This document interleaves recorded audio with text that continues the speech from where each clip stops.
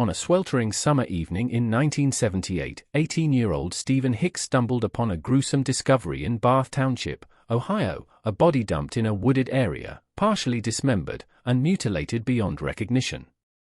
Little did Hicks know, this was just the beginning of a 13-year reign of terror orchestrated by a monster hiding in plain sight, a serial killer so heinous that even the prison guards at Columbia Correctional Institution would tremble at the mere mention of his name, Jeffrey Dahmer. The victim was later identified as Stephen Hicks' neighbor, 19-year-old Stephen Tormey, a young man who had been missing for several days. As the years went by, Dahmer lured 17 men to their deaths, his methods cold and calculated. He would use a combination of chloroform, handcuffs, and a stun gun to subdue his victims, rendering them powerless against his twisted desires. Once they were under his control, Dahmer would then engage in necrophilia and cannibalism with the corpses, a grotesque display of his warped psyche. Dahmer's first victim, Stephen Tormey, was not the only one to meet a similar fate. Dahmer would later admit to killing 14 others in Milwaukee, including 17-year-old Konarek Sinthasomphon, a Laotian teenager who had been lured to his apartment with the promise of money for a modeling job. The Milwaukee community remained oblivious to the horror unfolding in their midst, while Dahmer continued to walk among them, a master of deception. In 1991, a 32-year-old Tracy Edwards, a gay man, escaped from Dahmer's apartment after being drugged and beaten, later leading police to Dahmer's doorstep. When officers arrived, they found a house of horrors, with human remains, Polaroids of victims, and a collection of skulls on display. Dahmer was arrested and later confessed to the heinous crimes, his words dripping with a chilling nonchalance. Detectives Patrick Kennedy and Joseph Polonco were among the first to investigate the string of murders attributed to Dahmer. They scoured the city for leads, interviewing potential witnesses and gathering evidence, but every door they knocked on seemed to lead to a dead end. The police were stumped, and the case remained a puzzle they couldn't quite solve. As the months went by, Dahmer continued to evade capture, always staying one step ahead of his pursuers. The Milwaukee Police Department was under immense pressure to crack the case, but it seemed like a lost cause. According to witness accounts, some of the victims had been seen in the vicinity of Dahmer's apartment complex, but whenever the police showed up, the killer seemed to vanish into thin air. In 1982, the police received a tip that led them to a potential suspect, a man named Stephen Tormey. Tormey had been friends with Dahmer in high school, and the police thought he might be connected to the murders. However, after a thorough investigation, including interviews with Tormey's family members and acquaintances, Tormey was cleared of any wrongdoing, and the case continued to go cold. The police were no closer to catching the killer, and the people of Milwaukee lived in fear of the unknown. It was during this time that another victim, 14-year-old Konarek Sinthasomphon, managed to escape from Dahmer's apartment, but the police were unable to apprehend him due to a series of unfortunate events and miscommunications, which further fueled the public's frustration with the investigation. It wasn't until July 22, 1991, that Dahmer's house of cards began to crumble. A 32-year-old man named Tracy Edwards, who had been lured to Dahmer's apartment, managed to escape and led the police to the killer's doorstep.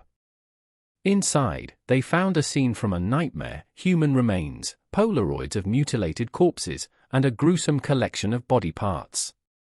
The police were shocked by what they discovered, and Dahmer was finally arrested. Edwards, who had been drugged with a combination of GHB and a sedative, recalled being held captive and forced to watch Dahmer dismember a body. He described the apartment's layout, pointing out the location of the Polaroid camera and the spot where he had been restrained. As the investigation continued, the full extent of Dahmer's crimes began to unravel. He had been using a variety of methods to subdue his victims, including chloroform, handcuffs, and a stun gun. His apartment was a shrine to his twisted desires, filled with human remains, Polaroids, and a collection of body parts. The police were horrified by what they found, and Dahmer's reputation as a monster was cemented. One of the most disturbing discoveries was a 57-gallon drum containing acid, which Dahmer used to dissolve his victims' remains. The stench of the chemicals and the sight of the human remains in various stages of decomposition left investigators reeling. Dahmer's apartment also contained a detailed journal, where he documented his crimes and his twisted thoughts. The journal revealed a calculating and meticulous killer, who carefully planned and executed each murder. It also showed a deep-seated hatred for African Americans, which was a driving force behind his crimes. The police discovered that Dahmer had been targeting African American men, often luring them to his apartment with promises of sex or money. His victims were mostly young men, often in their early 20s, who were struggling to make ends meet. As the investigation continued, the police discovered that Dahmer had been arrested previously for a similar crime, but had been released due to lack of evidence. This revelation raised questions about the police's handling of the case and whether they had missed opportunities to catch Dahmer earlier. The police also found that Dahmer had been using a fake ID and had been living in his apartment for several years without raising any suspicions.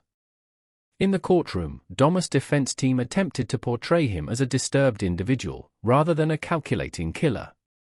However, the prosecution presented a wealth of evidence, including the Polaroids, the journal, and the testimony of Edwards and other witnesses. The jury was shown a graphic video of Dahmer's crimes, which left them shaken. In the end, Dahmer was found guilty of 15 counts of murder, and was sentenced to 15 consecutive life terms in prison. In 1992, Dahmer stood trial for the murders of 15 men, a staggering number that left the community reeling in horror. The prosecution presented a wealth of evidence, including eyewitness testimony from a man named Tracy Edwards, who had escaped from Dahmer's apartment and flagged down a police officer. Edwards' testimony provided a chilling account of the night he was held captive, and his bravery in escaping Dahmer's clutches. DNA analysis also played a crucial role in the trial, linking Dahmer to the remains found in his apartment and to the victims themselves. The gruesome remains, including skulls and bones, were presented as evidence, leaving the jury with no doubt about Dahmer's guilt.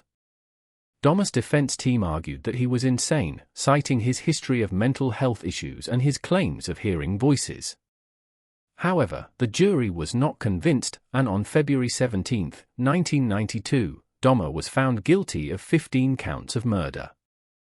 The sentence was a foregone conclusion: life in prison without the possibility of parole. During the sentencing phase, the judge delivered a stern warning to Dahmer, stating that he would spend the rest of his life behind bars, a fate worse than death. As Dahmer sat in his cell, he was a shadow of the man he once was.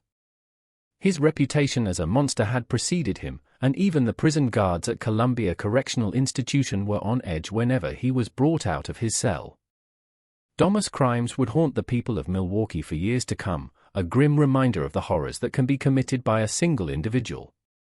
His victims, including Stephen Hicks, Stephen Twomey, James Doc Stater, and 11 others, were all young men who had been lured to his apartment under false pretenses. Their families would never know the truth about their loved ones' final moments, and their memories would be forever tainted by the knowledge of what had been done to them. Dahmer's legacy is one of terror and despair, a cautionary tale about the dangers of unchecked evil. His story serves as a reminder that even the most heinous crimes can be committed by someone who appears normal and even charming on the surface. His case has been the subject of numerous books, films, and documentaries, and continues to fascinate and horrify people to this day. The impact of his crimes will be felt for generations to come, a grim reminder of the devastating consequences of his actions.